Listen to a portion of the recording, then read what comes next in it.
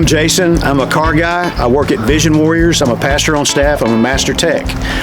Today, we're going to have Jason's College of Useless Knowledge. This is stuff that can help you that I have had to spend decades learning, and I'm just going to give it to you for free right now. So we're going to look at a Hyundai Tucson today. General guidelines that I use for me when I'm purchasing a car: cost of maintenance, initial price, resale value. So all that comes into play even when you're talking about a 10, 15, 20-year-old car. It all still matters, even if it's a 5-year-old car. So on this particular car, again, this is a Hyundai Tucson. I haven't looked, but I would say it probably falls in the $3,000 range for a personal private buyer. Probably if you found one on a lot, it'd be $6,000 or $7,000. So that's another thing to look at. Depending on your budget and your needs, what do you need to do? Keep in mind, if a dealership has it, there's going to be a markup. If you can buy from an individual, I think that's the best way to do it. A cash purchase will save you usually about 30% on the initial purchase price of a car. Maintenance costs on cars, if you're looking at European cars, the maintenance costs are much higher. If you're looking at Korean cars, the maintenance costs are much lower. Korean cars are going to be your Hyundais and your Kias, both very decent cars. Japanese cars, Toyota, Honda, you can't go wrong. Mazda's another fine Japanese car. All the Japanese cars are good. All the Asian cars are good. There are things to avoid, in my opinion, on higher mileage cars. You don't ever want to buy anything with what's called a CVT transmission. You just have to Google it and look it up. They're common in Nissans, they're common in Jeeps. A lot of other manufacturers use them, but they're extremely expensive and they're very high maintenance costs. So people don't do the maintenance and then they fail prematurely and the purchaser gets stuck with a $6,000 transmission repair on a $3,000 car. So that's what we're trying to avoid. So always educate yourself on the vehicle specifically that you're going to buy. What we're going to try to do here is do your own personal walkthrough, walk around, pre-purchase inspection on this car that we're looking at. It's a 2004 5 Hyundai. I really haven't looked at it. I know there's a couple of problems with it, but I'll walk you through exactly what I do. We're doing it without a lift, so this is exactly what you could do on your own at the time of the first test drive, initial looking at the car. Okay, so with the keys in my hand, I'm walking up to the Tucson. I've walked around it. I see it's got pretty shiny headlights. I can also see that it has at least new tires on this side. So I push the key fob, and either the battery's dead or the key fob does not work. So we'll unlock the door. Unlock the door. Maybe we won't. This is why you check everything. So it's electronic release or electronic unlock system, and it is obviously not working very well. So initially I'm just going to start the car. I'm going to look for warning lights. I've got a seatbelt light and a door open light, which is fine. My park brake light is on. I'll release the park brake. The light goes off. I'm going to set it again for safety. I do have a check engine light on. Personally, I like air conditioning, so I'm going to turn the AC on. I'm going to open the rest of the doors.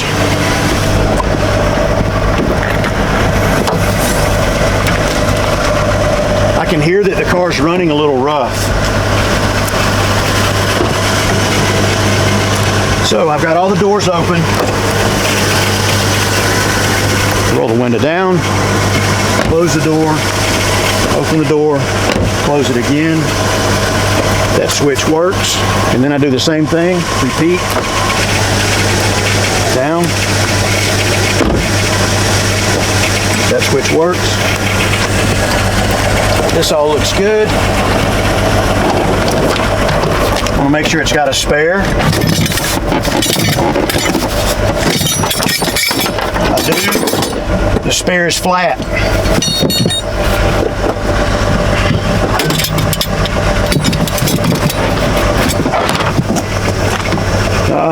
Check and make sure the seats fold since that's a feature. That one works. That one works. I'm going to close it. It's got a power port back here. The glass release works. The struts are bad. That means it won't stay up on its own. Same thing again, window down. Close the door. Make sure the door will open from the inside. And the switch works from there. So now I go down and up. I make sure all the windows go up and down from all the switches. They do. I'm going to pop the hood.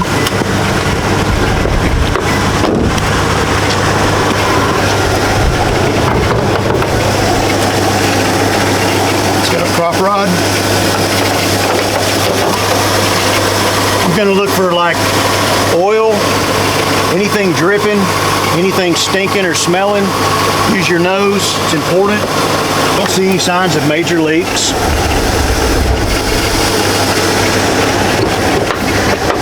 I turn the headlights on.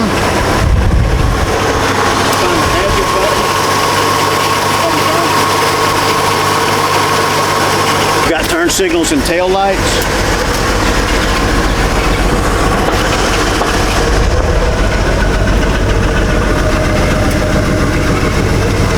I would have to have somebody check the brake lights, but since there's a camera there, do I have brake lights? Third brake light? Yep. All right. So now I'm going to give it an eyeball to the brakes. If you look inside here through the wheel, you can see the brakes. That is a worn out brake. It's got a big ridge in it. This is what they should look like. It's got newer brakes on the front. I've got new tires. It does have new tires all the way around. Would you like to go for a test drive? We're going to put the vehicle in drive, set the park brake, let off the brake. Park brake holds. That's good. We're going to drive it. Sweet. The AC is cold. That's important for me. I don't like to sweat. On our turn signal, complete stop before entering the roadway. And I can feel that this car's running very rough. Just going to make sure the transmission shifts, feels like it's supposed to. It feels pretty good. Be scared to gas on it a little bit. This one's not running great, so this will get it through the gears real quick. One works. Check your wipers, check your washer.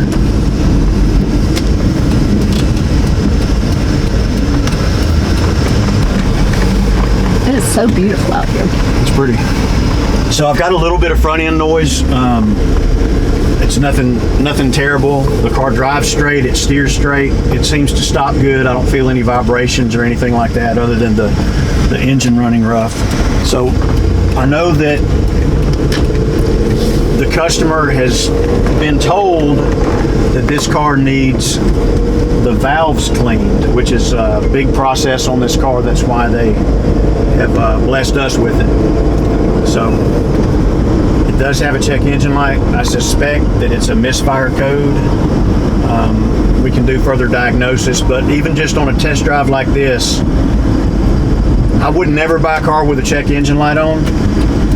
Something that's important to know is that you can disconnect the battery and turn the check engine light off, and it will stay off for a period of time, depending on whether or not the car has done all of its self-tests and everything else. So until it's driven 100 miles or so,